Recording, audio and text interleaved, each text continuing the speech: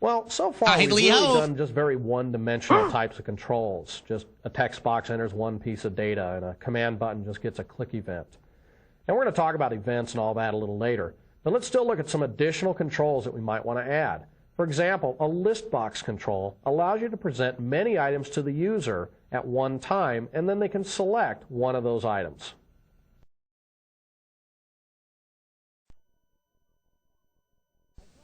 Okay, I know I want to draw a list box, and I need some room to do that. So again, I'm going to have to increase the size of my form. So I increase the size of this form. The other thing I'm probably going to have to do is I'm actually going to have to grab this control and this control. Now you can do that by clicking on the first control, holding down your Shift key, and clicking again, and you'll actually get both of these guys marked. I can now move these down to the bottom of the form again. I always keep the command buttons down there in the right-hand corner, which is a typical location. Click on the form to give it focus. Go back over here, and what I'm going to do is I'm going to grab this control right here called a list box. I'm going to grab this list box, and I'm now going to draw it down here, right underneath the Social Security number. Now this is just a large area to which I'm going to add some items. Let's go back over to the Properties window then.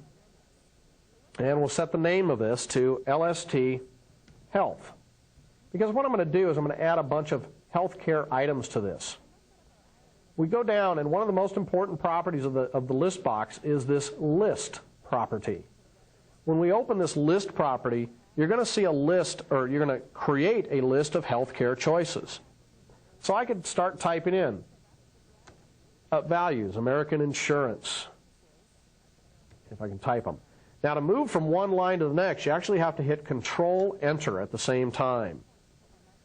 Blue Cross, Blue Shield, maybe New Health, whatever. Pacific Care.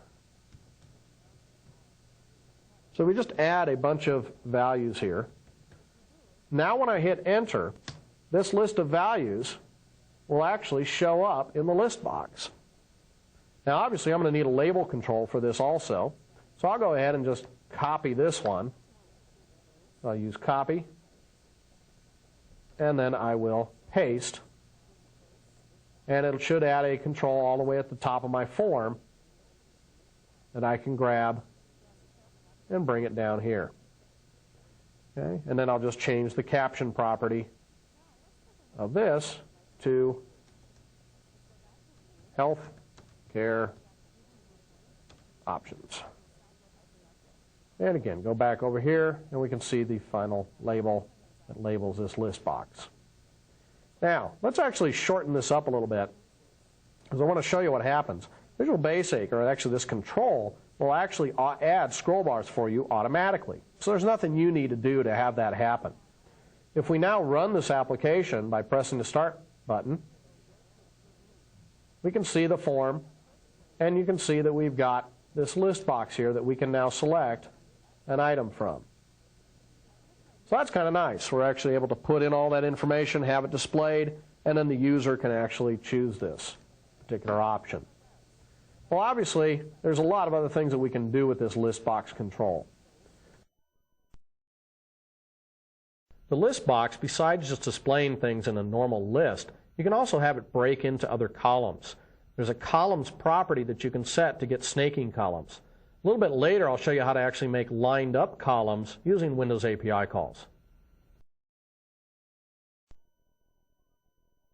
So here you can see what I've done is I've set a columns property to 1 to actually have more than one column here. This would be 0 with just everything going down in a list, but I grew this list box horizontally, and then I came over and I set the columns property to 1. And that's what made it then go into this snaking column. So this is one option that you have, especially if you have more room horizontally than you do vertically. Other things that you can do is you can set the sorted property to true. By doing that, it will force all of the values in the list box to be sorted automatically in an ascending order. Unfortunately, there is nothing to specify a descending order sort, so you'd actually have to write something yourself. Another option that you have with these list boxes here is you have the ability to not only sort, but you can also say, I want to have things multiple select. Now to do that, there's a couple different ways you can do that.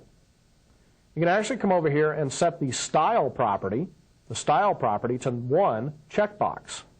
Now you can see you'll get a checkbox next to each of these items. If we then run the program, again clicking on the Start menu, or we could use the hotkey F5. Well, let's start this. Now you can see that what I've got is a checkbox that I can actually select these different values. So I can select 1 or many. And there is a way at runtime to retrieve how many items were checked and then grab each item individually. Go ahead and close this down, back to design mode. Okay. Now you notice things look a little different in design mode versus run mode just on this columns. The snaking columns don't really work exactly correctly. As you can see, I've marked it for 1 column, but it's showing you many. You may also have a problem where you may set the columns property, it may not actually show up right away. Generally, if you just shut down the form and then bring it back up, it will actually display correctly. It'll always display correctly at runtime. It's just in design mode. This is just an extra, shall we say, feature of the language. Now, the other way to actually get the columns, or excuse me, the multi-select, is to actually go back over to the Properties window. And you can select the multi-select property here and choose either simple or extended. Now it's going to tell you that it can't set that when the style is set to 1 checkbox. So that was a good thing. I wanted to show you that because it means you've got to set the style back to 0 standard, then set the multi-select to 1 simple. And what this does is, let's go ahead and actually grow this a little bit again, so we can see more of the form. We'll go ahead and run the application. Now, with simple marked, all I have to do is start clicking on each of these items. And the click now just toggles something on and off. I'm not hitting a shift key or anything else. I'm just toggling these. So that's the first method that we have of using multi-select this way. The second way is to, again, give the ListBox focus. Come back over, go to the multi-select property, and choose Extended. This is the extended mode, number 2. Again, let's run the application. And now I click. I can move my cursor down to 1 item, and I can hit the Shift key and click, and it'll mark everything from there forward to the place where my mouse is. I can also then use the Control key in combination with a mouse click to toggle items.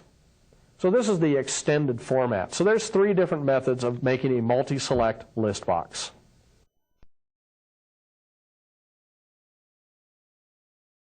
A lot of times you may just not have the real estate, the screen real estate, to display a list box. Obviously a list box takes a lot of room. Well, let's say you had a list of state codes. Well, there's about, what, 50-some states there, right? Who knows? We keep adding them all the time. But basically, you need to be able to display all those. Well, there's a thing called a combo box, which gives you a text portion and then a drop-down list that comes and goes as you click on it.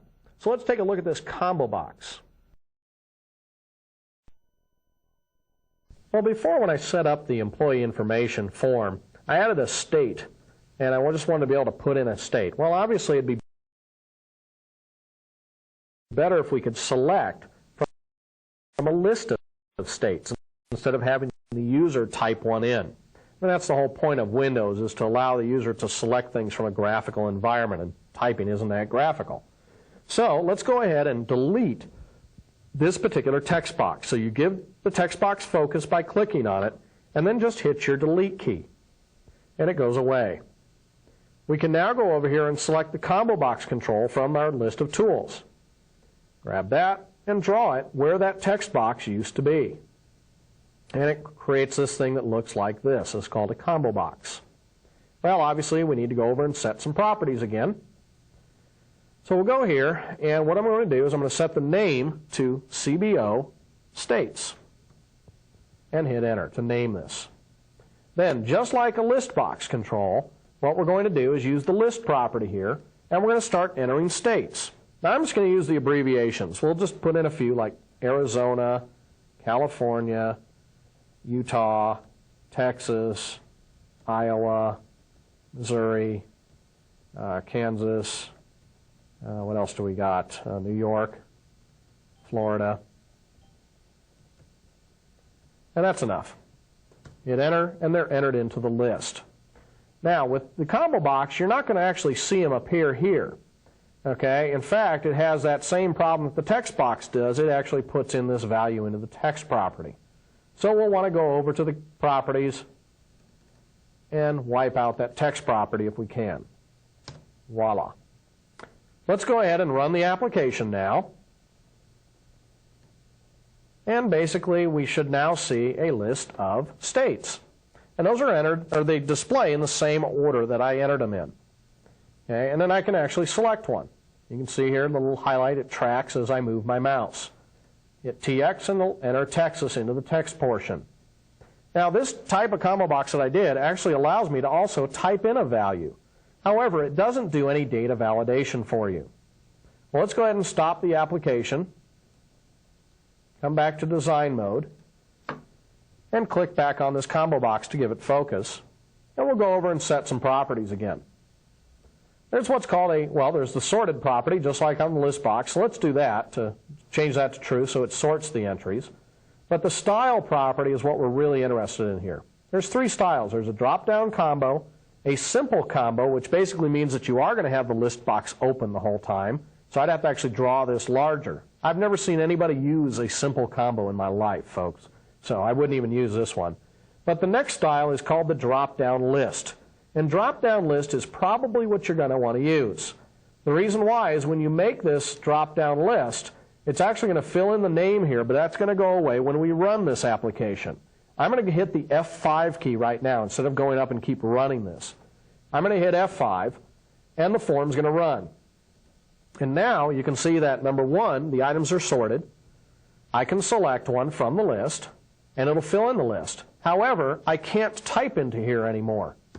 I hit a key like T, and it actually jumps to the T's. If I hit a key like C, it jumps to the C's. So this actually now becomes a combo box that I can only select from. I can't just type in information into anymore. So those are three different styles just by setting that style property on the combo box.